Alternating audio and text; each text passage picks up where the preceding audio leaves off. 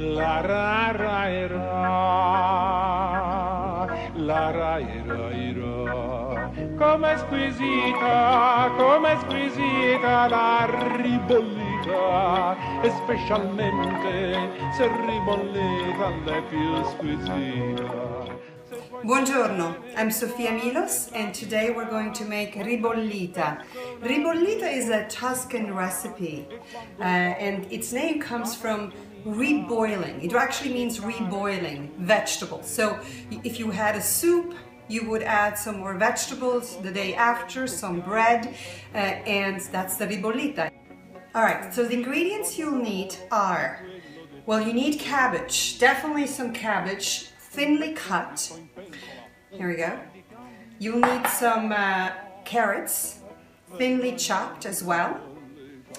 You'll need some celery, thinly chopped. You'll need some 2 Roma tomatoes. I use like a half a cabbage, 2 zucchinis, 1.5 zucchini, depending on how big they are. Get them nice and firm because otherwise they get bitter, the zucchinis. I'll use a medium-sized onion, thinly chopped as well. The trick with the ribollita is try to keep all the shapes of the vegetable the same size. You don't want to put it in a mixer, no, you have to be patient and chop them up.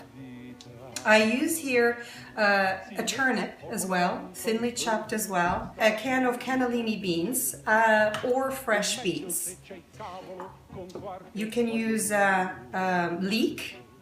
The reason I say you can, the thing with ribollita is you can pretty much use any vegetable you want, and every family in Italy has their own recipe with bacon, without bacon, but things you don't want to miss is you want to have the cabbage, you want to have nice dark kale, which in Italy is called black cabbage, cavolo nero. You want to have garlic for sure, onion. As far as herbs, you can do, if you prefer parsley, you do parsley. I'm going to make it with sage and rosemary today, since I'm going to use a little bit of bacon. Of course, peperoncino della nonna, which my mother brought from Italy right now, which is called, in South Italy, it's called cirasella. Olive oil, first cold pressed, extra virgin olive oil. I like to use Celtic salt or Himalayan salt. If you don't have that, sea salt is fine. And some cracked pepper. Let's get started. One thing you want, I'm going to use like a Dutch oven, but a big pot will do. Put a little bit of olive oil at the bottom. I'm going to use just 1 slice of pancetta. That'll be fine. If you want to keep it inside for flavor, chop it very thin. The point of ribollita is that you use bread that actually went old. So see, nothing is thrown away. Like my mom said, la mia mamma dice, non si butta niente. You don't throw anything away. Okay, so I'm putting the oil a little bit on higher heat right now. I put in the bacon. We'll add the chopped onion, thinly chopped onion, about 1. Take some peperoncino. And my advice is if you have some real good peperoncino, you don't want to be... Oh, I got a story here. My dad used to dry him up and prep him for my mom. So one time he chopped him up really thinly to put him away, and then went to wash his hair with his hands with soap and water, and then washed his face. You have no idea, his face burned for the rest of the day. So if you're treating peperoncino, don't touch your face. It's very picante, it's very, very strong. We're gonna add the chopped carrots, very thinly chopped as well. We're gonna add the celery, very thinly chopped. No water yet. I'm gonna add a little bit of a potato, just a little bit, to make it, to bind it a bit. Per legare, we say. Let's add the garlic, which we'll chop thinly. You know, normally I like to keep garlic whole because I don't like to eat it, but in a ribollita, it goes. Ci sta, we say. Let's lower this just a little bit. Let it go for like 10 minutes or so, yeah? we'll add the tomatoes, 2 Roma tomatoes. Now the thing with the tomato is peel them so that you don't have the peel of the tomato swimming around in the end. Okay, let's start to add some water.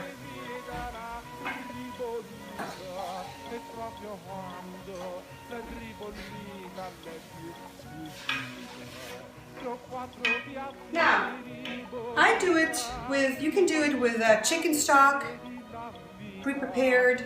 You can do it with gluten-free bouillon, or you can do your own stock on the side. Put some water to a boil with celery, onion, carrot. Let it boil for 15 minutes, half an hour, and you have a nice little vegetable stock. So you can keep adding that on the side. That will be the professional way. Depends on how much time you have.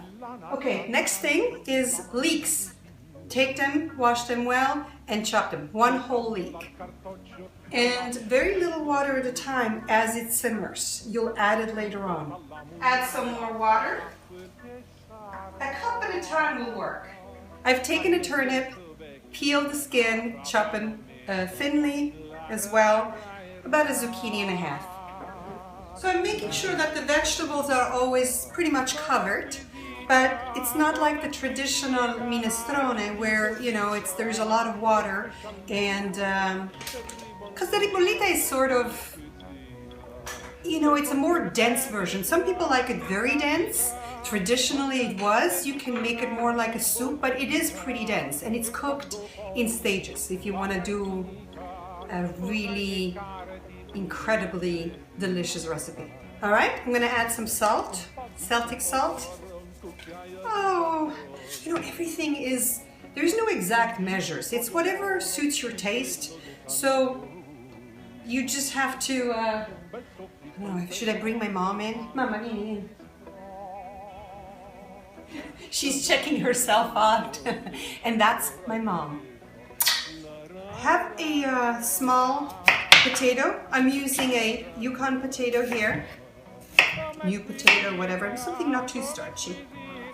Some little cubes of potato. If it boils too much, bring it to medium heat. We'll have thinly chopped cabbage. We'll add that as well. A cup of chicken stock or vegetable stock. We'll add the cabbage, thinly chopped. I have about half a cabbage here. Cabbage is important in the ribollita. Cabbage and cannellini beans. And here is our kale, which in Italian we say cavolo nero. I don't know why. But we love kale here. It's so good for you. We'll chop it very, very thin. Alright, so we're going to keep this to a boil on high heat because I keep adding liquid and raw vegetables, and then later, of course, we're going to put it on a simmer for as long as you can. Beautiful. Oh, it's starting to smell so good in here. So see, I keep adding a little bit of water or chicken stock, depending on your taste, to keep it nicely covered. So I'm going to have my sous chef help me out here chop down our greens.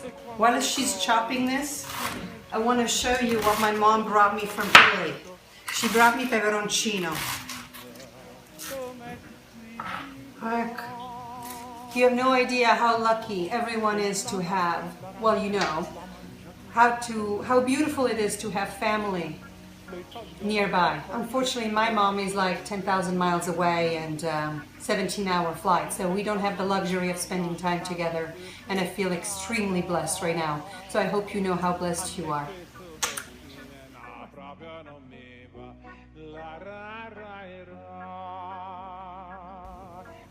Alright, so I'm back, and this has been cooking for about 2 hours now, simmering. I wanted to show you what we need to do with the bread. Take some old bread, baguette, sourdough, whole grain, any bread you have. If it's not old, we're actually going to toast it, cut it into little lengthwise strips, crack a little bit of garlic, and then wipe down, kind of like you make bruschetta. Remember the bruschettas I made? Which you have to admit, they're some of the best bruschettas you've had, if you made my recipe. Here we go. So we leave the flavor of the garlic on the bread. And these will go into the bottom of the plate. We're going to put the soup, the thick soup, which is the ribollita, the reboiled, on top of it. Sprinkle it with some cheese. Since I've used canned cannellini, I rinsed them well, and now we're going to put it for the last 10 minutes, 15 minutes. You'll see when because the cannellini is already cooked. In a little pan, I'll put some extra virgin, first cold pressed olive oil. Put a little bit of fresh rosemary, the garlic we just used for the bread, and some sage. Put it on very, very low heat. You just want to warm it up a little bit and then turn off the heat. Let's check wow. Check this out. Okay, so it's been cooking and simmering on low heat for about 2.5, 3 hours. With the beans, we put the cannellini beans in at the end for another half an hour or 45 minutes. It depends on how hard the skin is, so just taste it. All right, so we'll put the bread that we toasted. There we go. Oh my goodness, it smells divine. Here we go. It's for my mom and for me. And then we'll put a little bit of pecorino. You of course can put parmigiano. So we had a little bit of olive oil and we warmed it up, not heated up too much, just warmed it up a little bit with the garlic, the sage, some rosemary. So we put a little bit on top. Buon appetito. Buon appetito. Lecca le dita, com'è squisita.